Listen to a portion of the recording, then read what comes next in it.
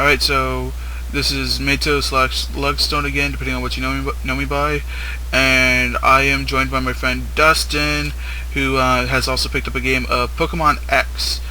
Dustin, what has been your impressions of the game thus far?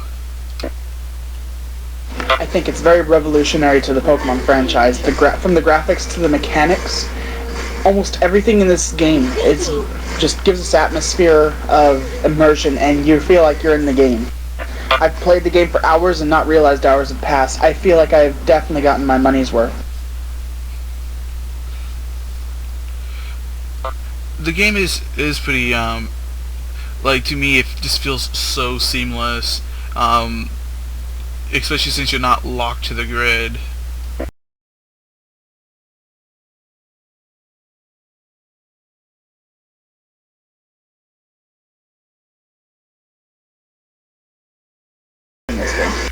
You find everything from Pidgey to freaking Gen 6 Pokemon. I'm talking, in the beginning of the game, like second route, I found a female Combi, I got Ralts, I've got Skitty. Later on in the game, you find Gibble, you find Bagon, you find Axew, Gumi. The only dragon Pokemon I haven't found yet is Dino and Dratini. Not to mention, you get the 3 starters, and you get 3 more starters after that, plus the Torchic you get from the event. It all amounts to this nice mix of Pokemon that brings a ton of balance to the game, and I've actually had dilemmas in, like, oh, I want to remove this from my team, or I want to put this on my team. Like, I found several Pokemon I want to put on my team, but I don't know what I want to take off, and I've never really experienced this with a Pokemon game before. Yeah, I've kind of taken into account just how many Pokemon you encounter during the game, and what strikes me the most is the game's difficulty. Like back in the day when they started announcing the new Pokemon in general, like after the first 150, I had a lot of friends say that they don't want to have to keep up with more Pokemon, and and 150 should be enough. Why should there be more?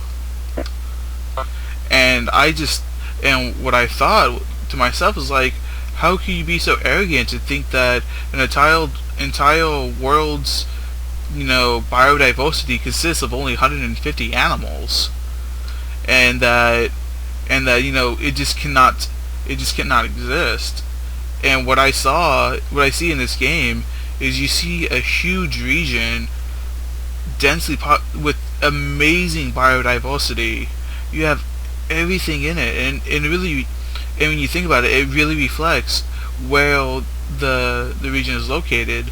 Because in other games, you're very much located on islands, and you have the smaller biodiversity that you get from islands, versus in the Kalos region, you're on a large region, and it's connected to a much larger landmass when you think about it. And because you have such the diversity of Pokemon, I find this game has been a little bit more challenging than games in the past. How have you felt about have you noticed just the increase in difficulty? Well, if we're talking about the way the environments, I do think Diamond and Pearl had it down pretty well, except for like a desert-like region, which you had to get at the end of the game. Black and White had a good impression on it, but again, you see a lot of plainness in their regions. Like, there's not much variation. You don't get much of a snow region. But Kalos actually makes you feel the region. They give you dusty sandstorms. They put you in mountain regions. You get oceans. One of the random rainstorms. They have environmental hazards. It's actually really nice. Oh, yeah, talk about those environmental hazards. When I was going to the desert, I was wondering, like, why am I sluggish today in the desert? And when I realized I was having to fight the wind. The wind was slowing me down in the desert. I thought that was pretty cool. But I really was wondering what you thought about just kind of the difficulty of the game, because I thought with so many like access to Pokemon, it's like not only do you have access to all the old Pokemon, just about, so do your opponents have access to all the old Pokemon. So when you challenging the gyms, you don't know what they're gonna pull out on you.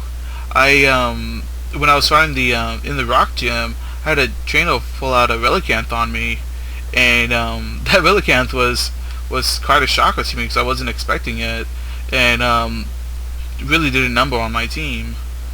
Have you encountered that situation? Well, there's a bit of difficulty in the game. And one of the difficulties is money really doesn't buy you power in the game. It used to be you had access to hyper potions by second gym. And if you wanted to, you could just stock up on lots of those and just get a lot of, what's it called? Get a lot of hyper potions and be able to power through the gym via heals. Also, there's a lot of ways to spend money in the game, like tipping and stuff. But as far as the gym leaders go and the variation of Pokemon, it is very great. And one thing you can guarantee about gym leaders, though, and this is a consistency in all Pokemon games, is they will use their main Pokemon, the center of their team, will be a Pokemon from that region. For, I can't really remember too many gym leaders, but like the most recent one, the electric one, he used Dedenne, whatever the mouse's name is. That was like the star of his team. But as far as the item difficulty goes, the game does pretty much coddle you as far as items go. But I mean, again, a random burn heal here, an awakening there, isn't really gonna help you beat the game. But you do get the majority of your TMs just by talking to people, and literally you can just talk to everyone in the town, and I can guarantee at least 10 of those people in that town are going to give you something. And this remains true and a constant for every town, from what I've noticed. So if you aren't talking to everyone in this game, like seeing Black and White 2, this wasn't a factor. Didn't matter how many people you talked to, you hardly ever got items from them. In this game, talk to everyone. I mean, I'm guaranteeing you're gonna miss something important. And yeah, what I've seen is you just talk to everyone. Was really, I haven't really done much tipping. Have you explored what happens if you tip people? Apparently, it increases the chance of shinies appearing in that area, or it increases the chance of shinies appearing. That's what it does. Tipping manipulates shinies. That's amazing. How did you discover that? I just simply Googled it, and everyone's relating it to shinies, and that's why a lot of people are finding shinies at random. Tipping, if you tip a lot, you have a high chance of finding shinies. Well, that's really amazing. I wasn't aware of that, and I'm glad I brought that up, because there's a lot of things to spend money on in the game. Like usually when I got to a Pokemon Center, you can buy every once in a while you get to a Pokemon Center that you can buy TMs from, and I'm really hesitant to buy all the TMs because I want to save money for like stuff like the customizable gear. I'm a bit of a fan of being able to customize my character, and I'm so glad we can finally do it in this gen, and I'm loving it. But I wish there was more item shops, because I've for the most part all I've done is removed my jacket and put on a hat. So what have you noticed? How do you like the character customization? I actually really like that. Again, this is part of the freedom we were talking about earlier. The limitation in this game is not much. I haven't found many shops where I like clothing that appeal to me. That's because my character's female, and I like the dress more than I like the pants, because I really like the character model in Fire Red and Leaf Green. But you can even change your contact lenses, you can change your eye color, you can apply makeup. You can do anything you want in this game. You can even go as far as to make videos with your character in them. I've looked at the videos, and so do you unlock more features in the videos as you play through the game? Like, have you gone back and looked at it? Yeah, technically you do. As you go through the game, different people in Lumino City will tell you different phrases and stuff, so it'll unlock more features. Every time you go back to Lumino City, talk to everyone. Speaking of Lumino City, want me to tell you about a creepy event that happened there? Sure, go ahead. There's a building in Lumio City, and on the second floor, if you go there, a woman will appear behind you. The elevator will not open. The game will freeze and it will blink several times. She'll teleport in front of you and she'll say, "No, you are not the one." And then she'll disappear off screen. Now, is this tied to anything, or is that kind of a standalone as seen so far in the game?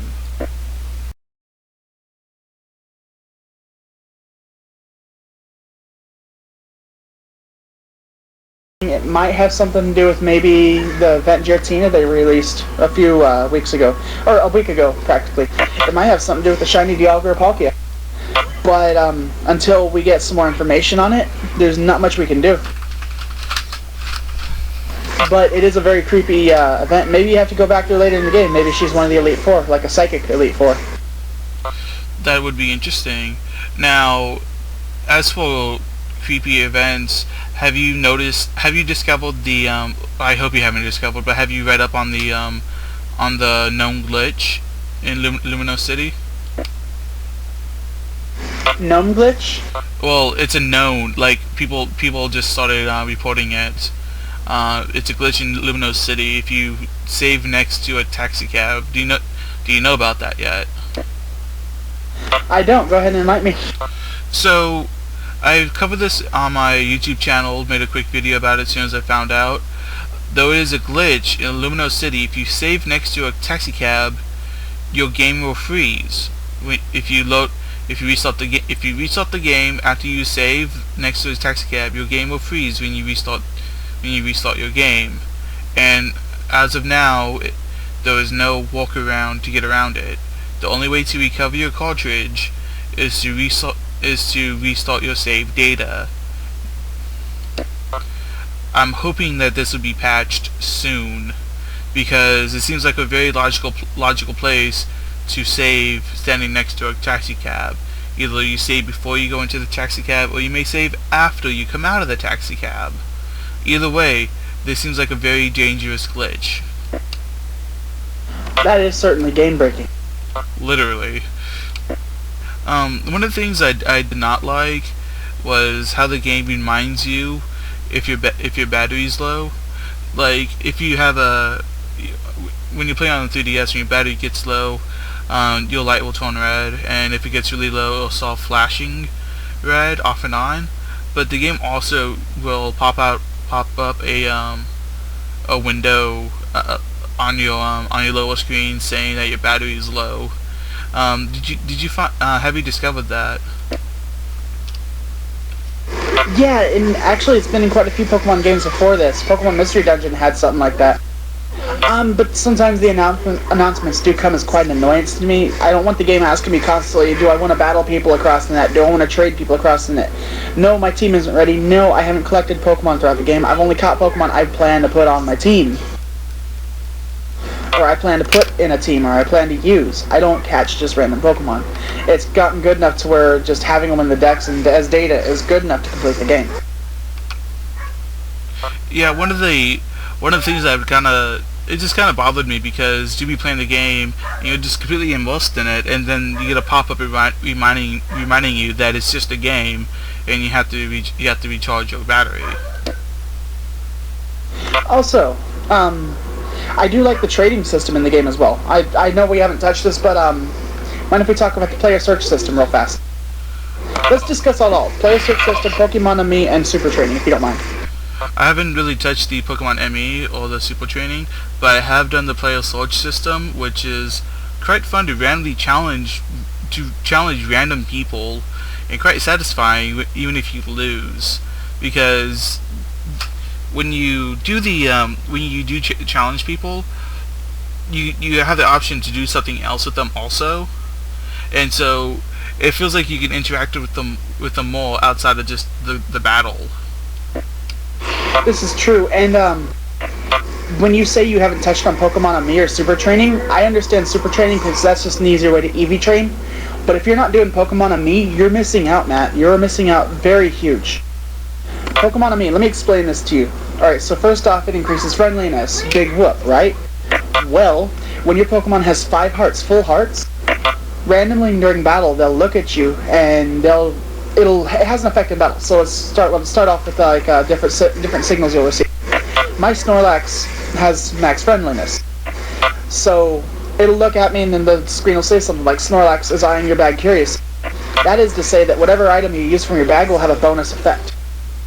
There are sometimes when a move is aimed at your Pokemon and it's about to be KO'd, it'll say Snorlax and you synced up, and he was able to dodge the move. Even if the move has 100 accuracy, Snorlax will still dodge it.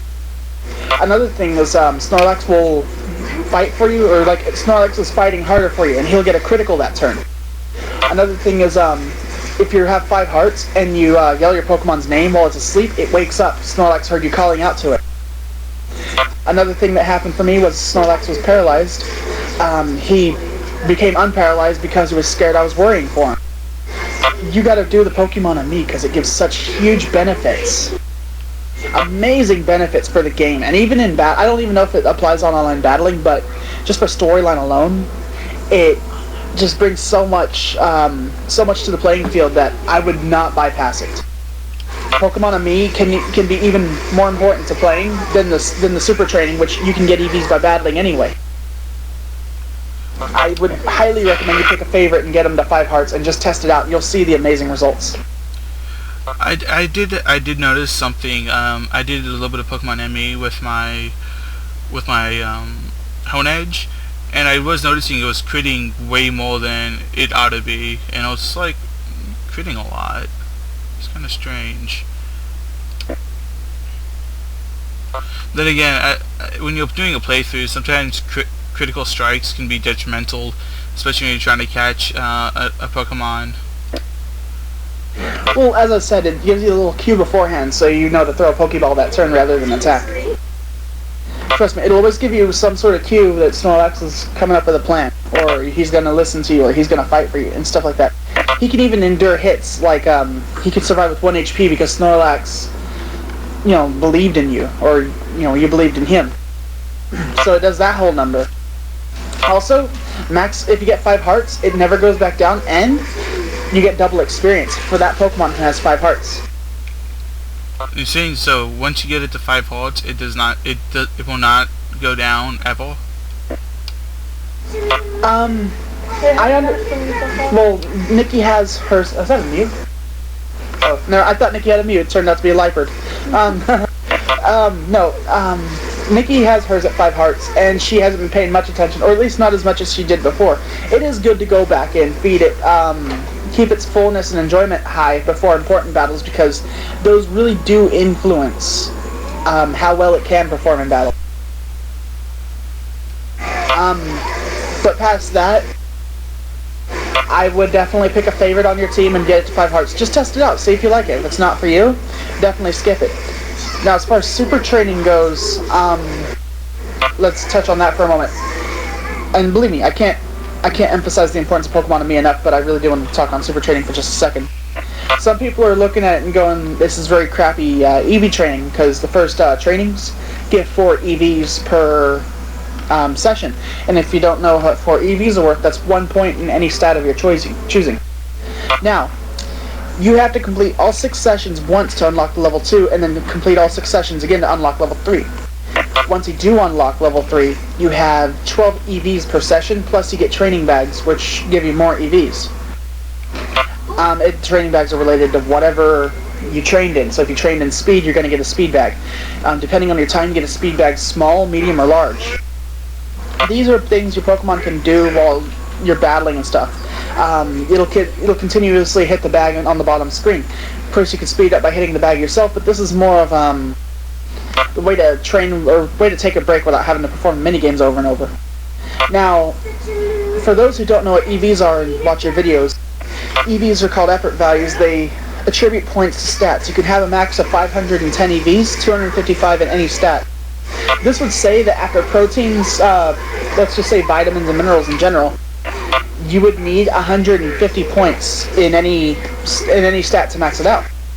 Now, this goes on to be, let me think for a moment. This would go on to say you need 10 trainings, maybe 12 trainings, before you've maxed out your stats on that stat.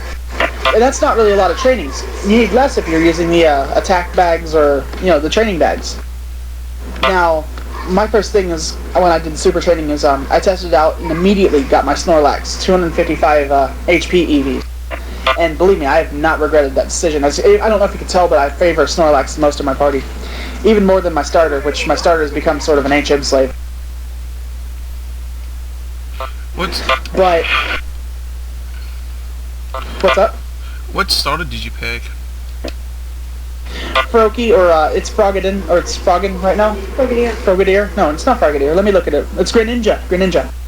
Alright, I just wanted to ask real fast. Now we can get back to the super training. Just jump in level 1 and get a max EV Pokemon. Your stats outside the super training affect how you do in the training. So level 1 Pokemon like 10, 6, single digit numbers in their stats, they aren't going to get very far in the super training. They're going to maybe deal 3s or 4s, and on triple hits, 12s and also damage, when the opposing Pokemon has well close to 4,000 HP.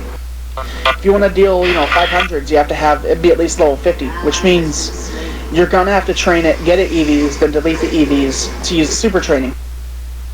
However, berry growing in this game are so easy that Nikki has proven that this really shouldn't be a problem. Yeah, I do love the berry growing aspect of the game. Have you found any ways to check IVs and EVs that are built into the game yet? Yes, in super training they display your stats. Whichever it's leaning more. See, the blue area is your base stat without EVs. The yellow area is your EVs. Just use berries until the yellows disappeared. So, like when I get my Snorlax ready for actual battling, I'm gonna delete all the EVs except his HP. Okay. And then I'm gonna go ahead and max attack.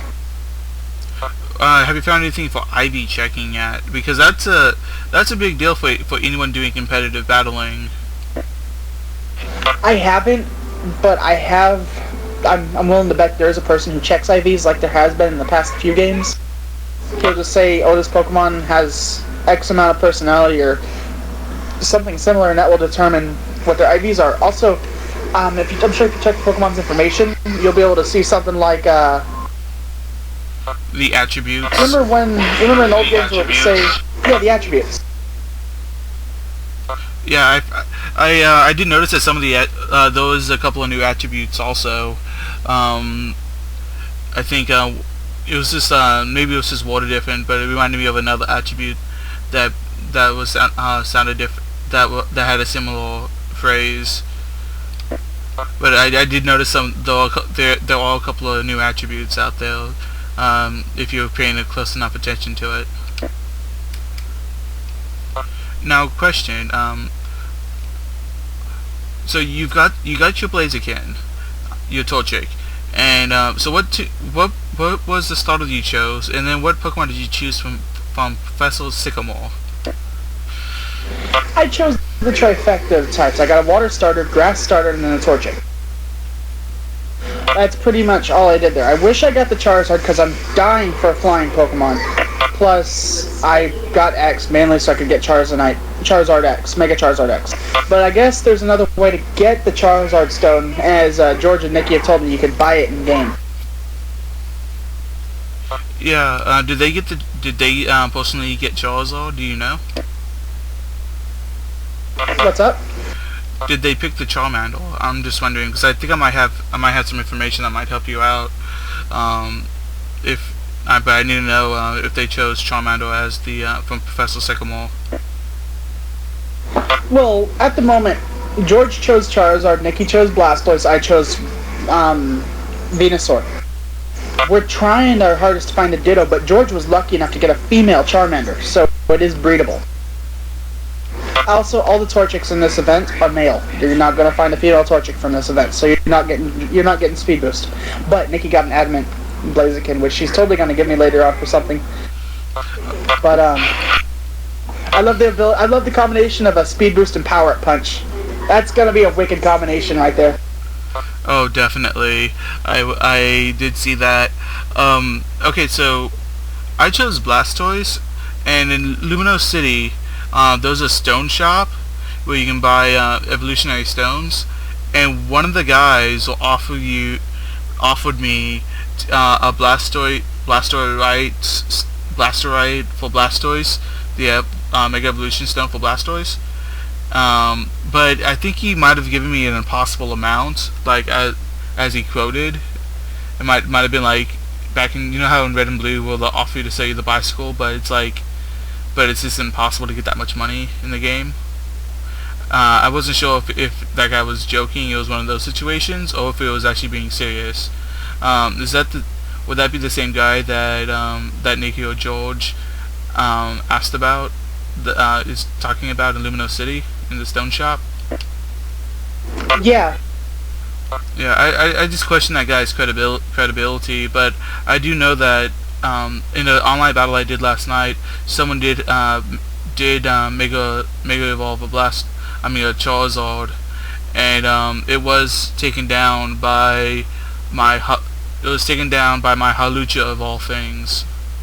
Now, a question that I want to ask you: what Pokemon in this generation, I mean, not in this generation, what Pokemon in the game have you chosen to round out those other 3 slots? And are they new Pokemon or actually old Pokemon that you chose to play with? Well, let me look at my team real fast, and believe me, it changes often. So what I'm saying right now could be very different by the next. Actually, I'm in the middle of a cutscene. Give me a moment.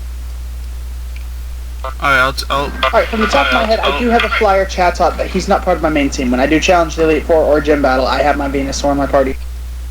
But effectively, it's Greninja, Venusaur, Blaziken, or if you want to get more technical, Mega Venusaur, Mega Blaziken. I have Mega Lucario,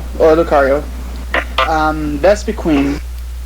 That's it, right there, I think. 1 second. I'm missing one Pokemon. I personally passed up the Lucario. When you already have, I chose Chespin, so when it evolves into I forget what it's called. Chestnut.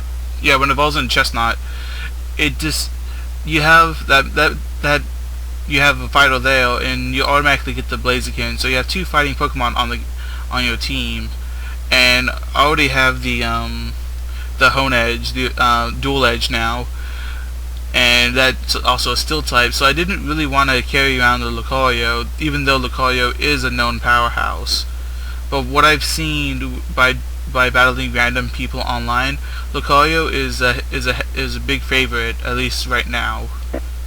Something I have discovered with Mega Evolutions, though, when you go ahead and Mega Evolve a Pokemon in a battle, and you check the summary of the Pokemon, the stats will change, but the name does not change to the Pokemon. And I'm pretty sure there's no extra Pokemon Pokedex entries for the Pokemon that do Mega Evolve. For the I'm Mega pretty sure forms. there's a form allowance. Well, I'm pretty sure there's a form allowance, like they showed Rotom's different forms or Unknown's different forms, but that's about it, is what I'm thinking for the Pokedex. It's still the same Pokemon, effectively. And I'm pretty sure if you recall it that battle, it will come back out as the same Pokemon you recalled it as. I haven't tested that out yet, but I do want to test that out. And it sounds like you haven't quite tested that out yet. Nikki's testing it right now. She's sitting right beside me. Now, the thing I haven't really experimented with is the player search system, because I don't want to be set up against level 100 Pokemon with my level 40s and 50s. I don't know how the battling works exactly. So how it works out is it normalizes everything to level 50 again, which I love the fact that it normalizes everything to level 50. That's how my level 19 Hucha, no, not Hucha, I think that's a swear in Spanish, Halucha, my level 19 Halucha was able to take down a Mega Charizard. I have to say, level does not equal skill, just throwing that out there. No, it doesn't. Does she know yet with the Mega Evolution? She accidentally countered a Dugtrio. You know, Arena Trap. You have to watch out for those Dugtrios.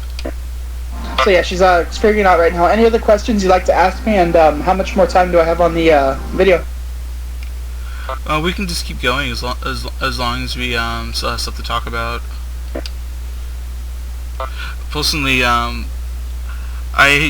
pretty much given up on because they only added about 80 new Pokemon to this game, but playing through the storyline, you really don't need more than those 80 new Pokemon. I just hope. Well, keep this in mind. They did fill the game with quite a variety of Pokemon, and there's close to 800 Pokemon right now.